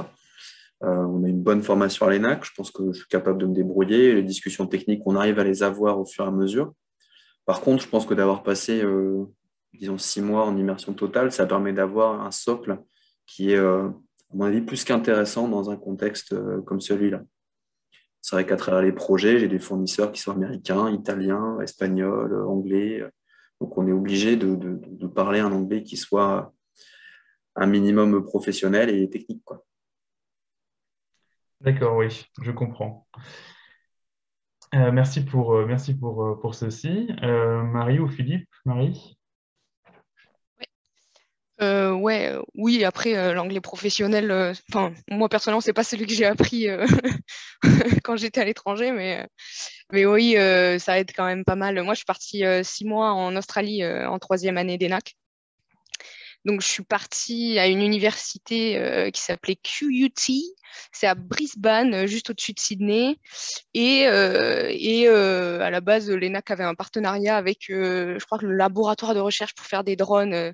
Donc, j'ai forcé pour faire plutôt un semestre d'études. Et c'est passé. Et ça s'est super bien passé, ouais. Donc, Cécilia en parlait, mais les cours à la carte, c'est vraiment le choix du prince, quoi. Donc, moi, j'avais le choix entre, enfin, pour faire quatre cours, j'ai pris des trucs qui avaient rien à voir, mais qui me plaisaient. Donc enfin, j'ai fait un petit peu de business, un petit peu de gamification. Je sais pas si vous connaissez, mais c'est concept assez sympa. Rien à voir avec le spatial toujours, mais ouais, en tant qu'expérience personnelle, c'est super enrichissant. On se découvre des qualités qu'on pensait pas avoir aussi quand on se retrouve seul à l'autre bout du monde, quoi. Donc c'était vraiment sympa. D'accord, merci beaucoup. Oui, c'est vrai que de pouvoir faire des semestres, ça permet de choisir un peu ses cours suivant ce que proposent les universités étrangères. Donc, c'est une opportunité. Si vous avez cette opportunité-là, c'est bien de la saisir pour découvrir un petit peu autre chose que ce qui se fait à l'ENAC. Et toi, Philippe, est-ce que tu avais eu l'occasion de partir quand tu étais étudiant? Ben écoute, pour moi, de mon temps, j'allais dire, c'était encore même plus rare, hein. Donc, je crois qu'à l'époque, on avait la possibilité en troisième année de partir de mémoire. Il y avait un partenariat avec une université en Finlande, Tampere, et puis une autre, peut-être quelque part en Angleterre. Mais disons que c'était pas systématique et je crois qu'au final, il y avait une poignée peut-être d'élèves maximum qui partaient. Donc, du coup, de ce point de vue, les opportunités étaient assez limitées à mon époque. Je le regrette parce que c'est certainement quelque chose que j'aurais apprécié. Et en tout cas, je suis très content de voir que maintenant, apparemment, dans toutes les formations, donc ça devient de plus en plus fréquent, voire systématique, obligatoire. Et pour moi, pour les jeunes, c'est quelque chose de fondamental. Mais j'allais dire, heureusement, j'ai pu me rattraper après, parce que bon, après, quand j'ai démarré à Toulouse, en premier, donc, comme c'est souvent le cas dans le spatial, donc j'ai eu la chance de travailler sur des projets donc, internationaux, dont entre autres un projet de coopération du CNES avec la Russie hein, à l'époque, donc dans le domaine de la navigation par satellite. J'ai travaillé aussi sur des projets commerciaux, dont un pour lequel on avait un client américain. Donc ça aussi, ça expose déjà d'une certaine manière à des acteurs partenaires internationaux et puis à d'autres techniques de travail. Je crois que je parlais également de la chance que j'ai eue de pouvoir aussi travailler un an sur un site d'ADS d'Airbus à Stevenage, donc en Angleterre. Là aussi, extrêmement enrichissant comme expérience, extrêmement enrichissant d'un point de vue sur le plan personnel, relationnel, et puis enfin, découvrir d'autres approches pendant, et j'allais dire après le travail, hein, c'est parce que l'aspect après le travail en Angleterre, c'est extrêmement important. Donc, ça permet aussi de développer d'autres types de relations. On peut aussi parler boulot dans un cadre totalement différent autour d'une bière, hein, ce qui se fait beaucoup plus systématiquement en Angleterre qu'en France, par exemple. Et aussi, bien évidemment, comme le soulignait Cécile, donc, le fait de travailler donc, à l'ESA, à l'ESSEC, donc, donc là, c'est dans le cadre d'une expatriation en famille, dans mon cas, donc déjà, c'est une expérience qui est extrêmement enrichissante. Mais aussi dans le cadre du travail, donc à l'ESSEC, donc, l'ESA, c'est un organisme intergouvernemental, donc avec des staffs, des salariés qui viennent de plusieurs pays d'Europe. Et donc, on baigne de facto dans un environnement multiculturel. Plus, effectivement, le fait d'être tous à l'étranger, donc aux Pays-Bas, donc ça renforce aussi les liens d'une certaine manière. Et donc, ça reste aussi une expérience qui est assez exaltante. Donc, au sein de l'agence même, de facto, donc on baigne dans un milieu qui est multinational. Aussi, par la nature de l'agence en termes d'interface, donc, en gros, la mission de l'agence, c'est d'implémenter des contrats industriels, donc à travers les industriels européens. Et donc là aussi, on est forcément en contact avec des sociétés qui viennent de plusieurs pays d'Europe. Et enfin aussi par la nature de mes activités, donc enfin, je travaille beaucoup sur des relations on va dire de type institutionnel, donc en rapport non seulement avec les industries, mais aussi les acteurs publics, hein, donc les agences nationales des différents pays, mais aussi les partenaires internationaux, donc les États-Unis, la Chine, enfin, pour des besoins de coordination, de standardisation ou tout simplement des besoins de coordination programmatique, de gestion des programmes impliquant tous les acteurs institutionnels. Voilà. Mais dans tous les cas, ce sont des expériences que j'encourage fortement. Et je suis vraiment très, très content de voir que de plus en plus, maintenant, dans la formation, en France en tout cas, on intègre systématiquement une période minimale à l'étranger. Donc, pour moi, c'est quelque chose d'extrêmement positif. Merci beaucoup. Et oui, c'est ça pour information. Enfin, peut-être que la pandémie a un petit peu changé les choses, mais aux dernières nouvelles, les NAC imposent de passer 3 mois à l'étranger. Donc, ça peut être soit lors d'un échange académique en dernière année, soit pendant l'été entre la deuxième et la troisième année. Il y a la possibilité d'aller faire un stage de recherche ou même n'importe quelle expérience, mais en tout cas à l'international, ou éventuellement de faire les deux. Mais en tout cas, voilà, il y a ces 14 semaines. Voilà, entre 12 et 14 semaines obligatoires à l'étranger pour valider son diplôme. On va maintenant passer à la partie suivante. Maëlys, je te laisse la Ouais. main. Du coup, on a demandé à chaque intervenant de partager avec nous un souvenir mémorable lié ou pas donc à leur métier ou pas au spatial. Donc, je vais laisser la parole d'abord à Cécilia pour partager la sienne. T'es en mute, Cécilia. Ah, mais on voit que j'ai le sourire. Oui, c'est ça. Cette photo, ouais, j'en parlais tout à l'heure, donc je l'ai prise en Arctique. C'était en 2019. Et donc, en fait, j'ai passé 5 mois au Svalbard.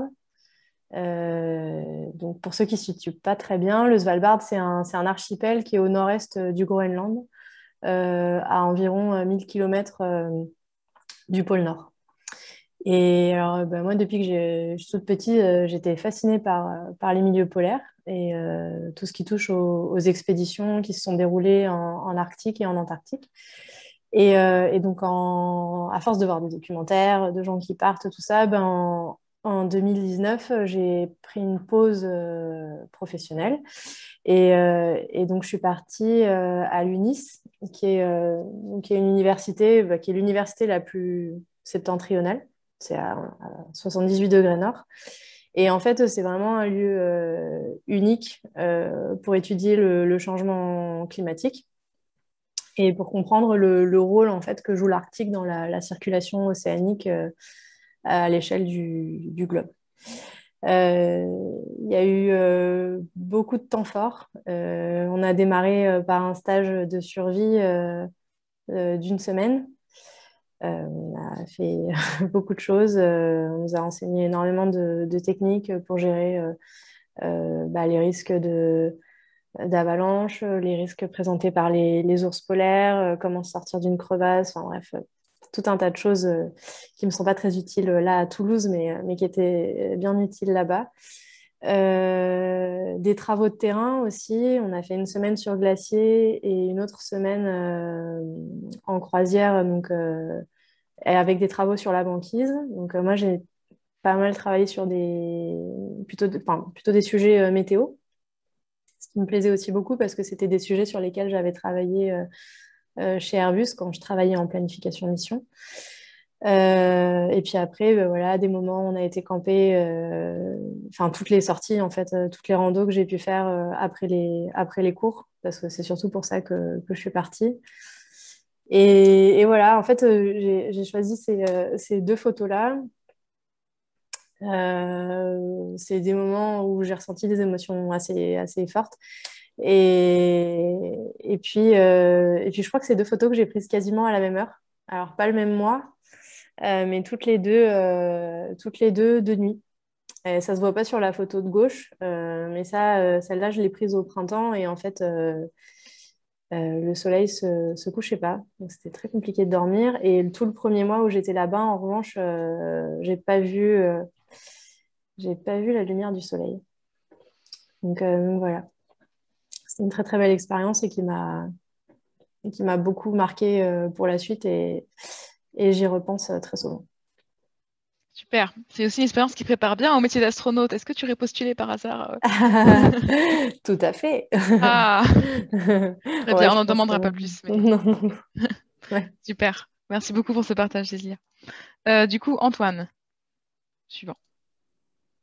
Alors ouais, j'ai illustré par cette photo-là. Donc ça, c'est le modèle de vol en fait de la mission NES, hein. Donc USpace a entièrement designé et a livré au CNES. Et donc là, on explique un petit peu disons, le comportement du satellite au patron du CNES. En fait, j'ai mis cette photo parce que j'ai pas trouvé de photo comment dire, qui montrait le moment le plus fort, le plus mémorable que j'ai vécu dans ma carrière professionnelle. Et ce moment-là, c'était, donc comme je vous l'ai dit, j'ai passé 7 ans, 8 ans à travailler sur la mission ISAT. Et le moment le plus mémorable, c'est ce qu'on appelle la première télémesure. La première télémesure, c'est vous avez le satellite, il est parti. Vous ne l'avez pas vu depuis des semaines, hein, puisqu'il était sur le lanceur. Le lanceur est parti, ça s'est bien passé. Vous avez toute la séquence. Ariane Espace vous explique, voilà, le passager principal, c'est bon, le passager secondaire, c'est bon. Les petits satellites sont partis. Et vous avez programmé votre passage station pour pour faire la première acquisition, la première communication. Donc là, dans votre tête, vous souvenez de tout ce que le satellite a dû faire tout seul pour arriver à être dans un état où il peut communiquer. Donc pour moi, c'était, il faut qu'il soit sorti de la fusée, il faut que les panneaux solaires se soient dépliés, il faut qu'il arrête de tourner, il faut que tout est booté, enfin voilà. Et on était dans le centre de contrôle avec mes collègues, donc avec des opérateurs. Et là, on attend. On attend, on attend, et on attend. Et en fait, ça se joue à très peu parce que soit il se passe quelque chose et c'est cool, mais en même temps, on a travaillé à fond pour ça pendant des années, soit il se passe rien et en fait, on ne saura jamais ce qui s'est passé. Et là, en l'occurrence, au moment qui avait été calculé à la minute près, il y a l'opérateur qui dit c'est bon, on a la télémesure. Et effectivement, on a commencé à avoir toutes les télémesures qui redescendent. Et c'était un moment assez incroyable qui est mêlé entre une espèce de joie assez folle, parce que purée, ça a marché. Mais en même temps, on se dit, mais j'ai travaillé pendant 7 ans pour que ça marche. Et on est presque étonné quelquefois que c'est aussi bien fonctionné. Et je trouve ça, voilà, je trouvais ça vraiment hyper chouette. Super, merci beaucoup. Très belle expérience en effet. Marie. Yes. Moi, j'ai préféré rester dans le spatial aussi. Oui, c'est pas moi qui ai pris la photo, hein, moi, j'y étais pas du tout. C'est le lancement de mon satellite, du satellite sur lequel on travaille pendant des mois et des mois. Ouais, du coup, moi, je travaillais pas à même le satellite, quoi. Donc, du coup, en fait, moi, le jour du lancement, en fait, c'était le départ de ce pourquoi moi, j'avais travaillé pendant 2 ans, quoi. Et parce que nous, du coup, on fait du segment sol, donc pour nous, c'est le début de tout, en fait, le lancement de ce satellite. Pour ceux qui le construisent, c'est probablement la fin. Mais pour nous, ouais, c'est le début. Et en fait, ouais, du coup, c'était un peu mi-figue, mi-raisin aussi, parce que du coup, nous, c'était en période Covid qu'il a été lancé, donc on n'a pas pu tous se retrouver devant les écrans au même moment à 3 heures du matin pour voir notre satellite se lancer. Mais ouais, donc du coup, pour moi, c'était quand même mémorable. Et depuis, il marche bien, quoi. Donc c'est cool. Super. C'était quel satellite du coup? C'était Pléiade Neo 3. D'accord. Ok. Super. Bah oui, en effet, c'est dommage du coup, vous n'avez pas pu vous retrouver devant les écrans, mais Ouais. beau souvenir en effet. Surtout qu'à côté de nous, on a l'équipe qui travaille sur un autre satellite qui s'appelle Falcon Eye, c'est pour les Émirats. Et eux, ils s'étaient pas bien passé leur premier tir de satellite, donc du coup, on avait la pression. Ah oui, oui, c'est sûr. Mais ouais, c'était cool. Super. Merci beaucoup Marie pour ce partage. Et enfin Philippe. Oui, alors donc j'ai proposé cette image effectivement donc pour rappeler une expérience qui m'a marqué, que je voulais rapporter aussi pour passer un petit message également à l'occasion de ce webinaire. Alors déjà ici Maëlys, donc là je me suis rattrapé, il y a GLONASS qui apparaît. Donc en haut, donc je rappelle simplement les différents systèmes de GNSS qui existent dans le monde, hein. Donc le premier d'entre eux étant GPS. Alors, ce qu'il faut savoir, donc, je disais tout à l'heure que le programme Galileo a démarré, donc, enfin, le développement a démarré en 2005. Néanmoins, les discussions qui ont permis le démarrage du programme ont démarré bien avant, en 2001. un petit peu après, qui correspond à l'époque à laquelle j'ai rejoint donc, l'ESA à l'ESSEC, aux Pays-Bas. Et au sein de l'équipe projet Galileo, j'étais à l'époque responsable de la définition du signal, entre autres, donc en gros l'interface entre le satellite et les utilisateurs, donc les fréquences, les formes d'ondes, les données, en fait, tout ce qui permet de transmettre au récepteur les informations utiles et nécessaires pour le positionnement. Et donc, vous savez peut-être, donc il y a l'utilisation des fréquences donc, dans le domaine spatial et des télécoms fait l'objet d'une coordination donc internationale, des fois et assez souvent accompagnée de pressions très fortes de la part d'acteurs publics ou privés.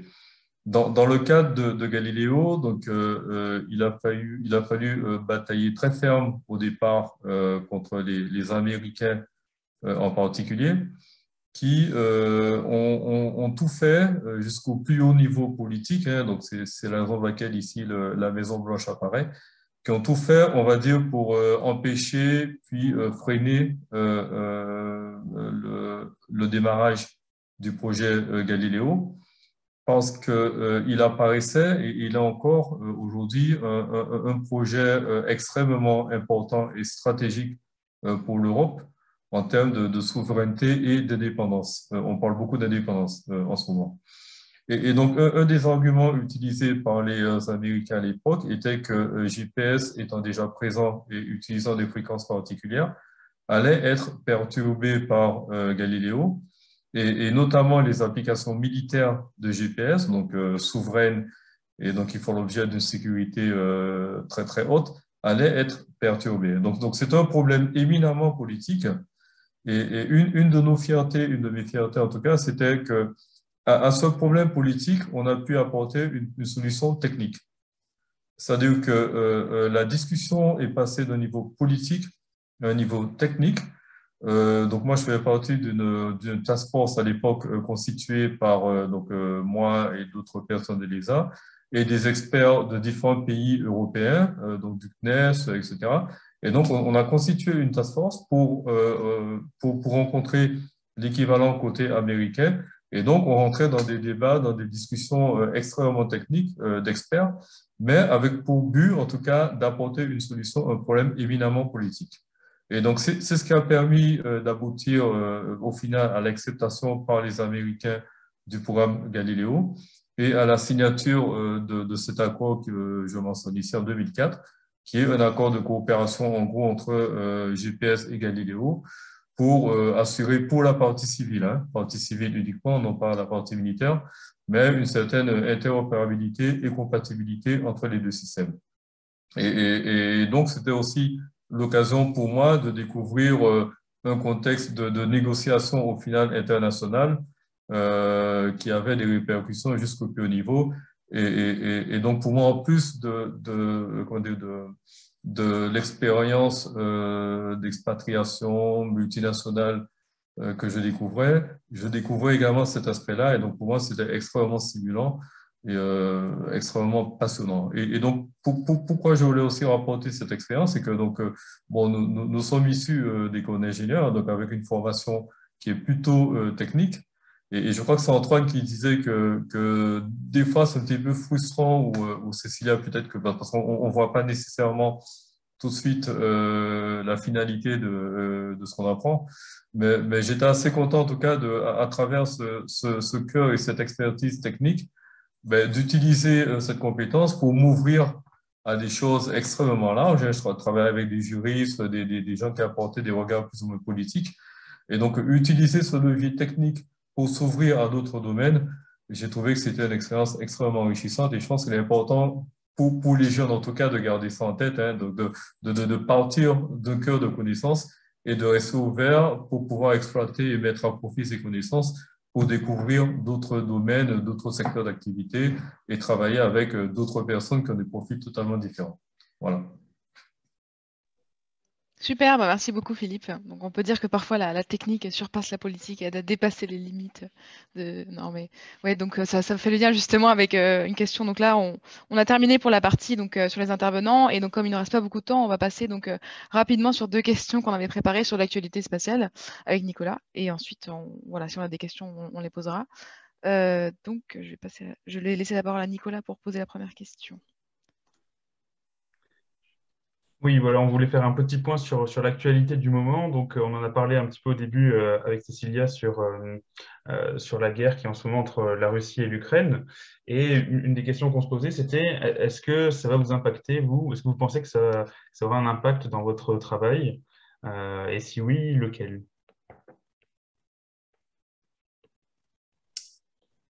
Alors moi, personnellement, non. Mais je sais que j'en discutais hier avec quelqu'un d'une équipe voisine qui travaille sur un projet en direct avec des Russes. Oui.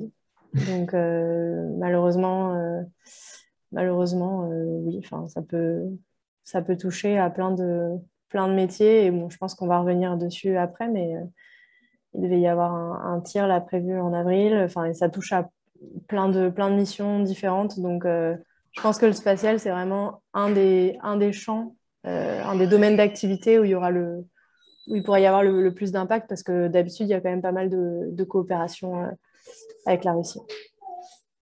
D'accord, très bien. Effectivement, c'est un gros morceau. Moi, je fais des petits satellites. Pour les petits satellites, on cherche des lanceurs en général, hein. iSat, on l'a tiré sur un Soyuz. Et là, maintenant, les lanceurs plutôt européens, c'est plutôt le Vega, hein, qui est identifié. Donc là, on est dans une situation où pour un petit satellite en orbite basse, Ariane 5, c'est pas possible, hein. Il y avait toujours la solution Soyuz, mais qui n'existe plus. Et donc, il reste Vega C et Vega. Donc, le tir, il est prévu là en septembre de cette année. Il y a tout un tas de missions, j'imagine, plus importantes que malheureusement celui qu'on fait nous, qui chercheront un lanceur. Et donc la peur, c'était plutôt par ricochet finalement que les petits satellites soient relégués beaucoup plus tard, hein, dans le manifeste d'Ariane Espace et que les missions un petit peu plus institutionnelles comme Galileo par exemple prennent la place de lanceurs qui soient plutôt type Vega. Et encore, je ne suis pas certain que Vega ait la performance pour pouvoir envoyer ni Galileo ni CSO. J'allais dire que par ricochet, ça pourrait effectivement nous concerner. Je pense qu'on est relativement peu à plaindre. Il y a un tas d'autres clients, agences qui vont être beaucoup plus impactés que ça. Et je vois OneWeb, par exemple, qui a acheté je ne sais trop combien de Soyuz, qui se retrouve dans une incapacité totale de lancer le reste de sa constellation. Oui, c'est vrai. Je comprends, oui, et je compatis. J'espère que pour vous, vous arriverez à lancer NES pas trop tard. Sinon, c'est vrai que c'est assez frustrant d'avoir fini un projet et de ne pas pouvoir le voir partir. Exactement. Marie, peut-être Ouais, bah, Capgemini, c'est un groupe international. Donc, nous, on a déjà eu des consignes pour les gens qui devaient se rendre en Ukraine. Donc, ouais, ça a un impact, je pense, pour toutes les grosses boîtes qui sont internationales. Et au-delà de ça, Capgemini, c'est aussi une grosse société informatique qui travaille aussi sur des projets étatiques. Et donc, on n'est pas à l'abri aussi d'une attaque informatique de la part de la Russie. On a vu passer des mails en ce sens il n'y a pas très longtemps. Donc ouais, on est forcément impacté, au moins dans la gestion des risques pendant un petit moment, je pense. Et oui, c'est vrai qu'il y a aussi dans ce sens-là. Philippe, si tu veux ajouter quelque chose. Oui, effectivement, très rapidement. Donc, alors déjà, je vois à gauche le lancement, je crois que c'est le lancement Galileo, donc avec Soyuz, à partir de Kourou. Donc, c'est un problème pour nous et je pense pour l'ensemble des acteurs du spatial en Europe, hein, la crise actuelle. Roscosmos ayant annoncé, je crois, le gel en tout cas de toutes les coopérations dans ce spatial. Donc, nous, je crois qu'on avait un lancement prévu donc sur Soyuz cette année. Donc, on regardera des solutions alternatives, hein, Ariane 6 ou peut-être Ariane 6 en tout cas, au moins. Au-delà de la navigation, donc il y a aussi Thomas Pesquet, donc effectivement l'ISS. Donc, le maintien en orbite de l'ISS, le ravitaillement de l'ISS, aujourd'hui, qui est assuré principalement par les Russes et fort heureusement, peut-être de plus en plus par la société très connue SpaceX. Mais en tout cas, c'est vrai que la question, encore une fois, de l'autonomie, l'indépendance européenne se repose. Pour ça, je vois donc une photo du président Emmanuel Macron dessus et ça me rappelle effectivement le sommet du spatial qui a eu lieu à Toulouse il y a deux semaines, je crois, qui a été extrêmement positif donc pour le spatial, hein, donc avec des nouveaux programmes lancés par l'Union européenne. Et encore, et aussi donc, le rappel à plusieurs occasions, je crois, de ce besoin d'autonomie, d'indépendance du spatial pour la partie institutionnelle, mais aussi mais de simuler tous les développements, donc navigation, télécom, observation de la Terre, qui servent des nouveaux utilisateurs et qui pourraient aussi appeler à des financements privés, participatifs, et au développement de startups, New Space, etc., quoi. Donc, voilà. Très bien, oui, mais c'est justement la dernière question qu'on avait à vous poser. Maëlys, je te laisse. Oui, c'est ça, c'est exactement ce dont nous voulions parler. Donc, pour terminer sur une note un peu plus positive. Donc, décidément, Philippe, on va t'engager comme animateur la prochaine fois. Tu devances toujours nos questions. Donc, on voulait justement parler du New Space en France. Donc, le président Emmanuel Macron a annoncé dans l'objectif France 2030 de l'ambition d'avoir un fonds de 1,5 milliard d'euros sur 5 ans pour le New Space français. Et donc, notre question à vous tous, donc particulièrement, enfin, je pense à Antoine dans cette question-là, mais bien sûr, elle est dédiée à vous quatre, c'est pensez-vous que la France est motrice et a suffisamment pris le virage du New Space par rapport à d'autres pays? Du coup, Cécilia. Oui, je vais en dire un petit mot, mais effectivement, je pense qu'on est clairement plus dans le domaine d'Antoine. Je pense que si c'est pas venu, en tout cas des pouvoirs publics à l'origine, c'est au moins venu des gens qui travaillent dans ce domaine-là. Il y a une infographie assez intéressante qui a été publiée récemment qui montre tout un paquet de startups dans le spatial, de startups qui bossent dans le New Space actuellement. Et j'étais impressionnée de voir qu'il y en avait plusieurs que je suivais depuis 2-3 ans, de voir qu'elles ont réussi à pérenniser leurs activités, à se faire une place sur le marché. Et enfin, U-Space en fait évidemment partie. Et donc, oui, je pense que cette mesure, elle a été prise, mais ce tournant, mais que voilà, d'avoir des fonds supplémentaires pour continuer à innover et à supporter le développement de ces entreprises-là, c'est fondamental si on veut maintenir une place à l'échelle mondiale. Super, merci beaucoup. Du coup, je vais laisser Antoine rebondir. C'est celui qu'on attend le plus sur le sujet. On va dire que alors, New Space, ça veut un peu tout et rien dire. On va dire que le virage, il a plutôt été pris du New Space. Est-ce qu'il a été pris à temps? C'est une autre question, mais il a le mérite d'avoir été pris. Nous, ce qu'on voit, c'est que sur notre marché à nous, donc on est vraiment sur les nanosats, on ne met pas forcément en avance.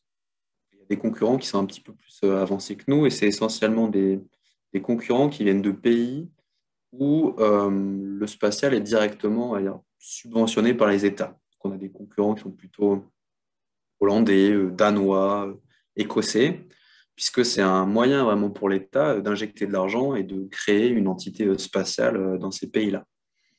Donc tout ça, ça bouge. Et il est assez évident que les fonds qui sont annoncés par la présidence de la République pour le soutien à ce développement-là sera assez fondamental. Donc on ne va pas cracher dans la soupe, on est tout à fait content qu'il y ait ce soutien-là, évidemment, de l'État. Je dirais que le challenge pour nous, c'est d'arriver à transformer ça de façon à ce que l'argent qui a été réellement investi dans l'État le soit de manière efficace et qu'on reste vraiment dans une compétition qui sera internationale. Et donc l'idée derrière, c'est bien de maintenir des compétences et une excellence française de façon à aller tout simplement conquérir des marchés à l'international. Je pense que ce serait rater le target que de dire simplement c'est de l'argent qui est injecté simplement pour développer les boîtes et se contenter un petit peu du franco-français. Non, pour nous, l'objectif, c'est bien d'aller chercher les constellations, notamment les constellations de nos satellites, à une échelle internationale. Voilà. Et après, voilà, je pense que le deuxième mérite qu'il peut y avoir à mettre de l'argent dans le New Space, c'est que je pense que ça permet aussi globalement à ce qu'on fasse du spatial un petit peu autrement. Le spatial un petit peu plus all space ou regular space, comme Airbus ou Thales peuvent le dire, est quand même issu d'un très long et lourd historique porté par les États où il fallait mettre en place des systèmes absolument sûrs. Donc on a un héritage sur les manières de faire, de qualifier, de vérifier, qui était plutôt une approche zéro risque, qui a fait son temps, qui fonctionne encore sur certains programmes. Et nous, ce qu'on dit, c'est peut-être qu'on peut faire du spatial, disons autrement, avec un petit peu plus de risques. Et je pense que globalement, si on le prend d'un point de vue vraiment de tous les acteurs, on s'y retrouve, parce que nous, on va démontrer certaines choses avec une prise de risque différente que des acteurs un petit peu plus institutionnels ne se seraient pas permis. Je pense que tout le monde y ressort relativement gagnant là-dedans. En effet, du coup, un point de vue donc dans la deuxième partie très intéressant sur cette question-là. Marie, du coup? Ouais, non, moi, j'ai pas vraiment d'avis sur la question. Je suis pas du tout calée, j'avoue. Donc, Pas de souci, pas de problème. Et Philippe? Oui, non, je voulais juste dire qu'effectivement, donc il y a une émergence de ce qu'on appelle New Space. Hein, mais il faut retenir que derrière ce terme, il y a plusieurs notions, voire des amalgames, de mon point de vue des fois. Déjà, bon, le premier, c'est qu'il n'y a pas d'opposition old space et new space, parce qu'en fait, on est dans un écosystème dans lequel chacun a sa place. Donc ça, c'est extrêmement important. Mais je pense que ce qui qualifie le mieux le New Space, à mon avis, c'est la capacité d'innovation, de réactivité et d'efficacité de développement orienté client, orienté service, orienté business. Donc, je pense que quand, quand on dit ça, donc effectivement, enfin, je pense que c'est vraiment ce qui est important. Un autre amalgame, c'est qu'effectivement, donc je dis orienté business, mais il faut pas oublier néanmoins que en fait, la participation du public reste fondamentale. Et en ce sens, donc, on avait pris du retard, enfin, on a pris du retard en Europe, en France, hein, en France par rapport à d'autres pays d'Europe, hein, globalement en Europe par rapport aux États-Unis et à la Chine. Néanmoins, je crois, depuis 3-4 ans, donc il y a une accélération en Europe. Donc, il y a une prise de conscience, une accélération en Europe. On voit maintenant l'émergence de plusieurs acteurs start-up, plusieurs acteurs du New Space en Europe et en France en particulier, aidés aussi en partie par une mobilisation très forte des acteurs institutionnels. Donc, le CNES pour la France, nous, pour l'Europe, également en coopération, partenariat avec les équivalents dans les différents pays d'Europe. Mais en tout cas, c'est vrai qu'en fait, on a pris du retard. Je pense qu'on est en train de le rattraper, y compris en France. Je pense qu'il y a des atouts très forts, il y a des atouts, des compétences très fortes en Europe et en France. Je crois qu'il y a eu entre 2019-2020 doublement, triplement, je crois, des investissements privés qui ont été apportés parce que justement le milieu est extrêmement dynamique. Il y a une mobilisation très forte des acteurs, y compris aussi à l'issue du sommet spatial que je mentionnais tout à l'heure là à Toulouse. Et donc, je pense qu'il y a une très forte dynamique et tout ça, à mon avis, va permettre une accélération, une émergence encore plus forte d'acteurs en Europe et en France, très certainement.